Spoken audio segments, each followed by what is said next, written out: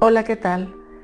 Hoy hablaré con ustedes sobre diferentes tipos de conflictos, porque las personas nos encontramos continuamente en constante interacción, lo que produce una infinidad de posibilidades cada día de encontrarnos con un conflicto o ser un conflicto o crear o generar un conflicto. Por lo tanto, entender algunas de las formas en las que se puede manifestar, pues nos ayudará a reconocerlo y a resolverlo y gestionarlo de una manera fácil y sencilla. El primer conflicto del que les quiero hablar es el conflicto con uno mismo. Esto es porque una persona puede estar en contradicción en una opinión o en una emoción respecto a algo que le importa particularmente. Esta contradicción puede causar angustia, inquietud, intranquilidad, porque no hay ningún otro antagonista, solo está la persona consigo misma. Aquí podemos, un ejemplo puede ser una persona que piense que algo hizo bien y tiene argumentos para pensar que lo que hizo está bien, pero también tiene argumentos para pensar que no estaba bien lo que hizo. Por lo tanto, entra en esta contradicción que le puede causar pues ansiedad o algún nivel de malestar.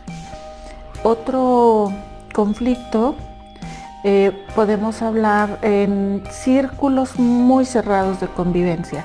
Por ejemplo, en personas que están en una misma casa. Puede ser matrimonios, pueden ser parejas, pueden ser simplemente que personas que conviven juntas, de familia, roomies. ¿Qué pasa con ellos? Que la convivencia, al ser tan cercana, los conflictos son acumulativos y muchas veces no resueltos. Esto hace que la salida sea difícil por las pautas repetitivas de comportamiento. Hay una inconformidad de las partes en aumento y además lo hacen de forma silenciosa. Se enojan, se enojan, se enojan, se enojan, y cuando sale a la luz alguno es porque estalla el conflicto. Pero entonces no está estallando un conflicto, está estallando todo lo que se fue acumulando. Esto, si también hay casos en que no se resuelve, podemos ver problemas en personas que están teniendo emociones como odio, resentimiento. Por eso hay que verlo si alguien está viviendo algo así, para que empiece a ver cómo ir resolviendo de a poco los conflictos que tienen.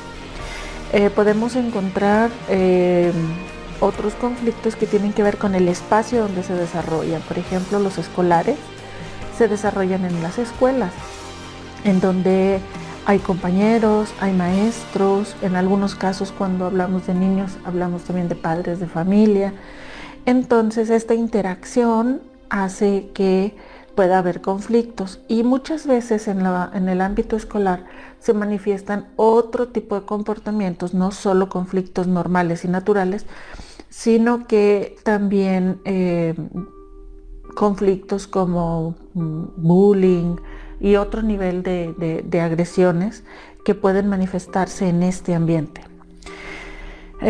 Podemos encontrar también conflictos vecinales, porque las personas que viven en un espacio físico cercano pueden no tener las mismas costumbres, intereses o tradiciones, y tienen una expectativa sobre el comportamiento colectivo que puede estar causando conflictos.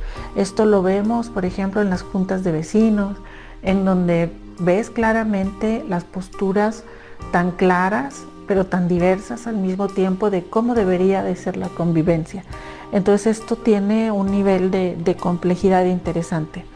También tenemos los conflictos laborales. Aquí hay subordinados, colaboradores, jefes, pero agregamos un factor que es el poder, porque aquí la convivencia se puede combinar con alguna decisión que afecte la vida del trabajador. Es decir, puede alguien llegar a perder su trabajo por este tipo de conflicto y ya está afectando la vida personal, y esto causa bastante ansiedad. También podemos encontrar conflictos de recursos escasos. Cuando falta algo o hay escasez de algún elemento, las partes quieren rápidamente encontrar y obtener eso, lo que lleva en conflictos tanto competitivos como de poder. Podemos verlo ahora en el caso de las vacunas. Todos los países y todas las personas en el mundo quisieran comprar y solo hay unas cuantas empresas que lo venden. Entonces tenemos un recurso escaso y mucha competencia. En otros conflictos puede ser de intereses, en donde esta interacción entre las partes hace que se lleguen a producir daños en los intereses de la otra. Es decir, pensemos, no sé, un subordinado con un jefe. Si algo obtiene el subordinado, el jefe lo va a perder. Entonces aquí el interés de uno hace que pierda el interés de la otra parte. También podemos tener conflictos de objetivos. Estos se centran en las metas y pueden desencadenarse cuando dos partes tienen la misma meta en el mismo terreno y al mismo tiempo. Entonces esto lo vemos mucho, por ejemplo, entre empresas o dentro de las empresas, en donde pues si ambos estamos buscando lo mismo, pues ya tenemos un conflicto. Ahora también lo podemos encontrar adentro del hogar. Podemos encontrar a una madre con dos hijos y los dos hijos quieren la misma pelota al mismo tiempo en el mismo lugar. Entonces este tipo de conflictos los podemos ir cambiando de escenarios y podemos observarlos. También hay conflictos de poder. Es cuando una de las partes busca tener más influencia y dominio sobre la otra, ya sea manipulando, forzando, y en caso extremo llegamos a encontrar guerras para lograr una supremacía de poder sobre la parte contraria. También tenemos de dominación. Es cuando una parte quiere imponer la voluntad sobre la otra por cualquier medio, psicológico, físico, moral. Es decir, yo digo qué es lo que tú vas a hacer. Ahí es un conflicto de dominación. Un conflicto de competencia es cuando hay un grado de interés entre las partes y muy poco espacio de negociación. O sea, estos intereses contrarios están muy cercanos, entonces ahí está la competencia. También podemos tener conflictos de autoestima. Aquí volvemos a un conflicto interno de autovaloración, aprobación y confianza en la capacidad personal o en la capacidad de sobrevivir a los fracasos. Este problema surge o disminuye conforme la persona se vaya sintiendo consigo misma. Tenemos también estos conflictos un poco internos, pueden ser de identidad, en donde tienes alguna dificultad en encontrar exactamente algún aspecto de tu identidad. ¿Quién eres? ¿Qué quieres? ¿Qué deseas? ¿Hacia dónde vas? Específicamente, ¿cuál es esa personalidad que estás proyectando? En fin, todas estas dudas que se tienen sobre sí mismos son conflictos de identidad. Otro tipo de conflictos pueden ser sobre expectativas. ¿Qué quiero decir con esto? Que creamos sobre otra persona una expectativa y la otra persona no la cumple. Muchas veces, ¿por qué? Porque esa expectativa pues es un invento que hacemos nosotros. La persona simplemente es. Nosotros estamos queriendo que sea de alguna manera, que no lo cumple y creamos un conflicto. También podemos a veces encontrarnos con otra persona y nos podemos contraponer en 3 niveles que quiero mencionar. Puede ser en valores, en creencias o en principios. Es decir, sobre un mismo punto yo puedo presentar una disyuntiva sobre un valor arraigado. Por ejemplo, no sé, vamos a hablar de un divorcio. Una persona puede decir es que el divorcio es inaceptable y otra persona puede decir el divorcio es algo que es aceptable cuando es necesario. Ahí ya tenemos que están percibiendo de distinta manera una misma situación. Otro nivel es el de creencias, como les dije, en donde se pone una posición en función de este sistema de creencias, ¿sí? Es decir, estoy absolutamente convencido de que así se debe de resolver y otra persona tiene absoluta certeza de algo contrario. Otro nivel, aquí tan sutil como estos dos que acabo de mencionar, es el de principios. porque tanto los valores como estas creencias hacen que el individuo se guíe y se determine en su vida de una forma un tanto estructurada.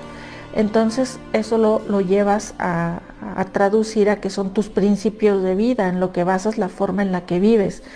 Y si te topas con alguien que tiene principios totalmente distintos a los tuyos, y si tienes poca rigidez, poca flexibilidad y mucha rigidez en tus propios principios, pues te cuesta aceptar a alguien que tiene principios distintos a los tuyos. También podemos tener conflictos estructurales.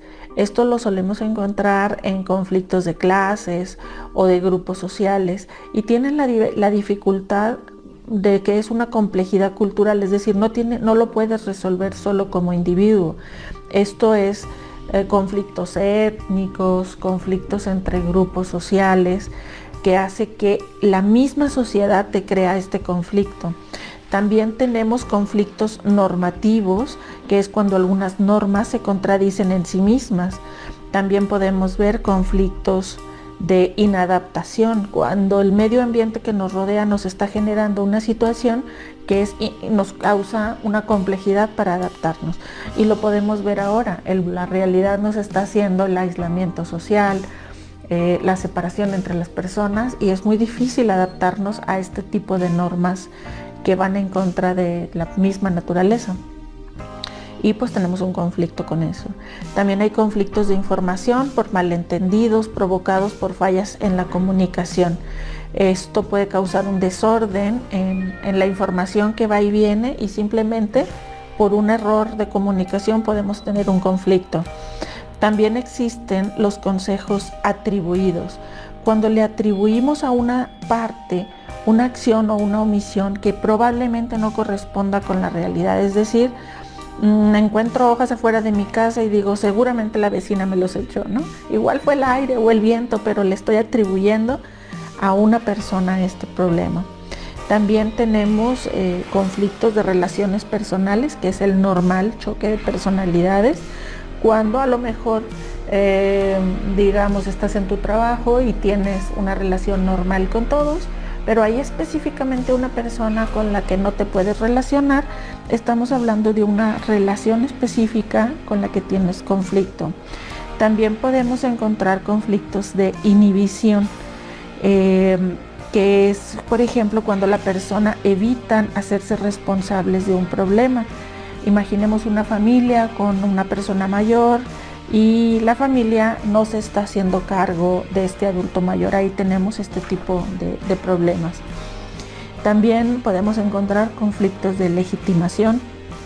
Por ejemplo, la legitimidad es cuando hay alguien que da una orden y alguien que obedece, y cuando el que obedece lo acepta porque es correcto aceptar, hay legitimidad. Cuando no lo acepta, pues no hay legitimidad y tenemos un conflicto, y lo podemos ver en todos los niveles. Uno de los niveles lo podemos encontrar, por ejemplo, en una casa, cuando se le da una petición a un hijo y el hijo se rebela y no lo hace. Entonces ahí hay un conflicto entre quien está dando la indicación y quien va a hacerla o no. También tenemos, por último, de lo que les quiero mencionar hoy, el conflicto de cooperación. Esto es un conflicto bastante suave, cuando las partes saben que tienen un conflicto pero quieren cooperar, ¿sí? Quieren decir, bueno, yo estoy dispuesto a hacer esto, o estoy dispuesto a aportar esto, pero también quiero que la otra parte haga algo. En este tipo de conflictos es mucho más natural llegar a un acuerdo. Bueno, estos son solo algunos de los conflictos que nos podemos encontrar en un día, cualquiera de nosotros, y los invito a que reflexionen, a que piensen qué conflictos están viviendo, y que durante su día, durante su vida normal, puedan ser sensibles a qué conflictos tienen y cuál es la forma en la que los puedan solucionar. Bueno, pues muchas gracias por escucharme. Espero que estas reflexiones sirvan para que vivamos una vida más pacífica entre todos. Gracias.